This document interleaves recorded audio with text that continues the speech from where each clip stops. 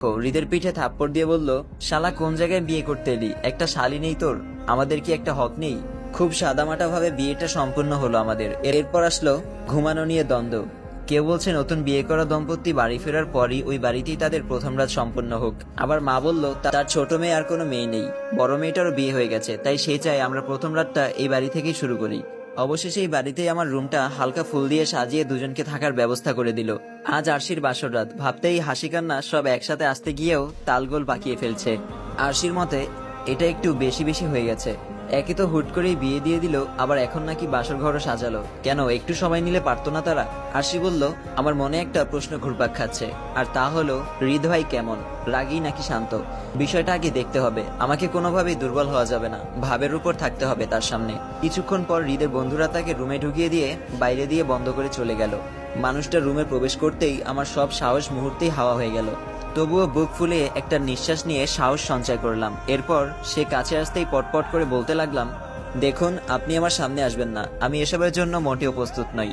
Family হুট করেই জোর করে আমাকে বিয়ে দিয়েছে। দেখুন, প্রেম ভালোবাসা এসব তৈরি হতে সময় লাগে, আর ভালোবাসা ছাড়া এসব করা সম্ভব না। আমাকে সময় দিতে হবে আপনার, যতদিন লাগে।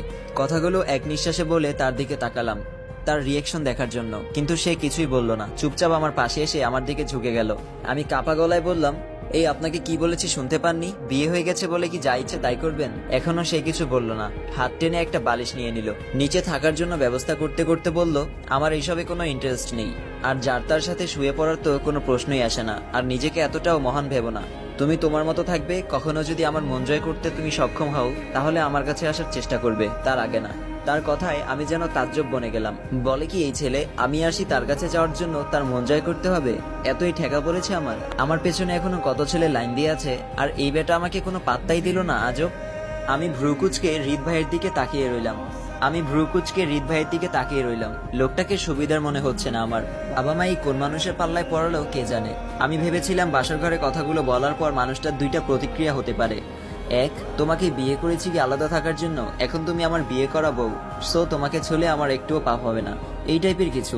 দুই, আচ্ছা সমস্যা নেই, আগে তুমি আমায় চিনো জানো, তারপর না হয় আমার কাছে এসো। তুমি যত সময় নিবে নাও, আমার প্রবলেম নেই, আমি কখনো তোমার কিছুর জন্য জোর করব না। কিন্তু আমার ভাবনাকে জলে ফেলে লোকটা কোনো পাত্তাই দিল না আমাকে। অপমানিত বোধ করলাম আমি। আর লোকটা নিচে বিছানা করে শুয়ে পড়ে, কি সুন্দর ঘুমাচ্ছে।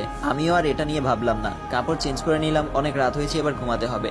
সকালে ঘুম ভাঙতেই দেখি সে এখনো ঘুমাচ্ছে। সারা রাত এদিক ওদিক ছটপট করলো ইঁদুরের মতো। হয়তো নিচে ঘুমানোর অভ্যেস নেই তার। এক মুহূর্তের জন্য হলেও আমার একটু মায়া হচ্ছিল মানুষটার জন্য। যাই হোক, স্বামী তো, তবুও আমি মানবতা দেখালাম না। আমাকে পাত্তা না দেওয়ার উসুল নেব আমি, জ্বালানো তো সবেমাত্র শুরু। সকালে তাড়াতাড়ি উঠে গেল হৃদ ভাই, চোখগুলো লাল হয়ে আছে, দেখেই বোঝা যাচ্ছে রাতে ঘুম হয়নি তার। তবুও আমি কাটা গায়ে নুনের ছিটকা হিসেবে তাকে বললাম, রাতে ঘুমাতে পারেননি তাই না? আমাকে বলতেন যে আপনি নিচে ঘুমাতে পারতেন না, তাহলে প্রয়োজনে আমিই নিচে ঘুমাতাম। হৃদ ভাইয়া এক দৃষ্টিতে কিছুক্ষণ আমার দিকে তাকিয়ে রইল। বোঝাই যাচ্ছে আমার কথায় খুব বিরক্ত বোধ করলো সে। এরপর নীরবতা ভেঙে বলল, জুতা মেরে গুরুদান করতে ভালোই পারো দেখছি। এরপর লোকটা আর কিছু না বলে ওয়াশরুমে চলে গেল। লোকটা আসলেই সুবিধার নয়, যতটা সহজ সরল ভেবেছিলাম তার চেয়ে দ্বিগুণ ঘাটতে আসে। ভালোই হয়েছে, নিরামিষ হলে জ্বালিয়ে মজা পেতাম না। একটু পর মা আসলো রুমে। দরজায় নক করতেই দরজা খুলে দিলাম আমি। মা রুমে এসেই আগে আমার উনি মানে হৃদ ভাইকে খুঁজছে। দেখে মনে হচ্ছে এখন আমি না, উনিই তার আপন।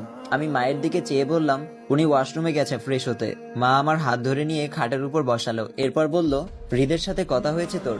আমি কিছু বলতে গিয়েও থেমে গেলাম। এরপর বললাম, হয়েছে, তবে মানুষটা এত সুবিধার না, কেমন গম্ভীর প্রকৃতি।